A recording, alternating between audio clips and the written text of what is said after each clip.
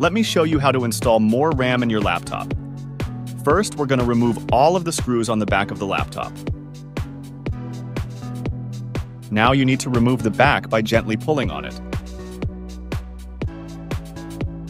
When you're done with that, I would recommend you to unplug the battery.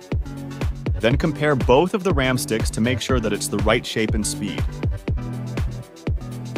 If all of that seems to be the case, you can slide in the RAM stick. Right here, you just have to watch out that the RAM stick isn't upside down. Now just gently push down on the RAM stick until you hear a slight click. If that's the case, you're good to go to build the computer back together and check if the RAM is detected. In my case, the RAM is detected. Thanks for watching. Please like and subscribe.